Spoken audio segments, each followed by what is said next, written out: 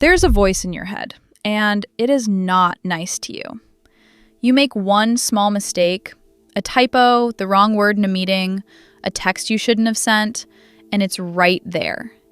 Idiot. What is wrong with you? Everyone saw that.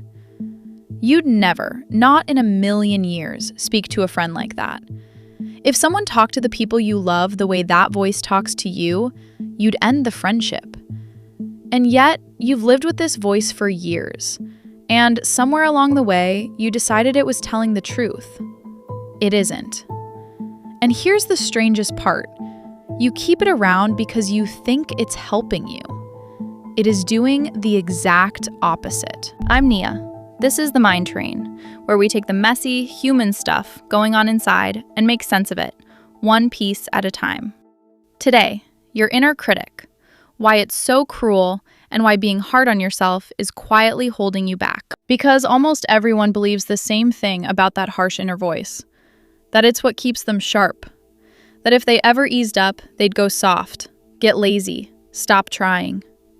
So we're going to look at three things: the double standard the critic runs, the myth that it motivates you, and where the voice actually came from. And then, what genuinely works instead, which is not what most people think. Start with the double standard, because it's the tell. Imagine a friend calls you, gutted. They've just messed up something that mattered.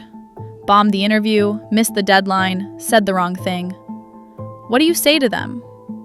You're kind. You put it in perspective. You're human. One moment isn't your whole story. Here's what you do next. Now think about the last time you messed up. What did you say to yourself?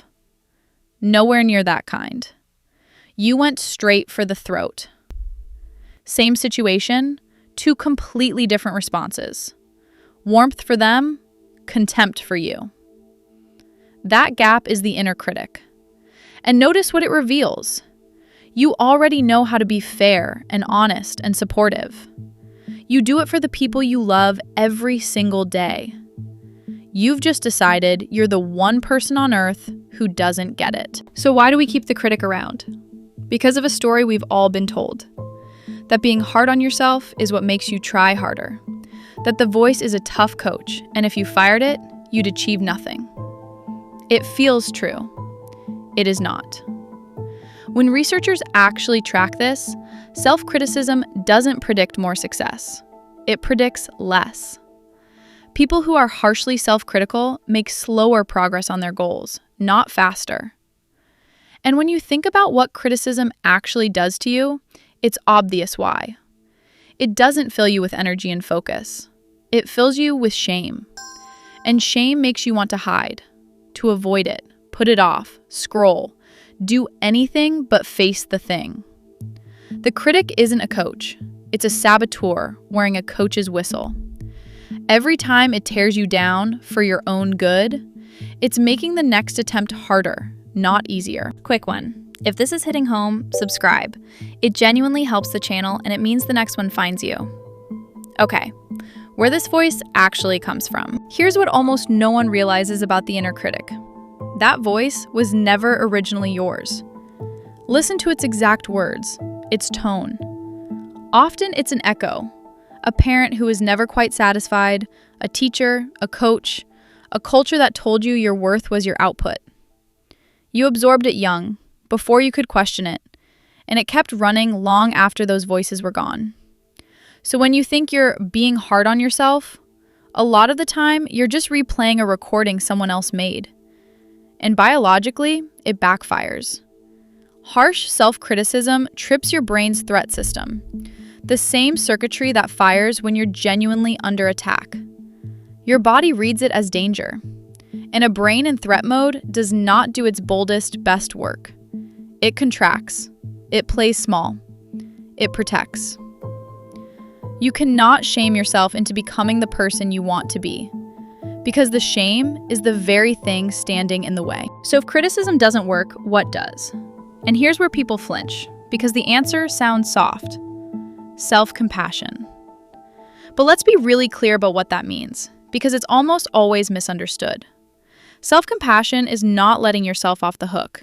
It's not lowering the bar or telling yourself you're perfect.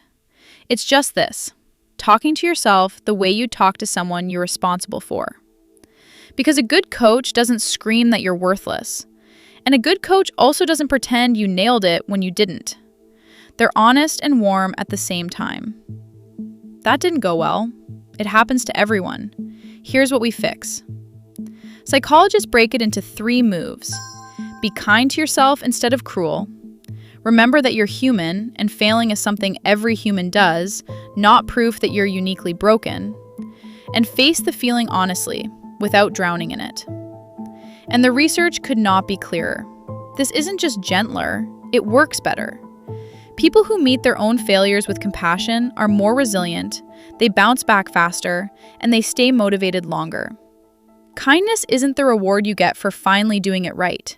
It's how you get it right. So the next time you slip and that voice starts up, "Idiot, what is wrong with you?" I want you to catch it and ask one question. Would I say this to someone I love? If the answer is no, then it isn't the truth, and it isn't helping. It's just an old recording playing a story that was never yours to begin with. You're allowed to be on your own side. Not once you've earned it. Now. Talk to yourself like someone you're responsible for. Because you are. I'll see you in the next one.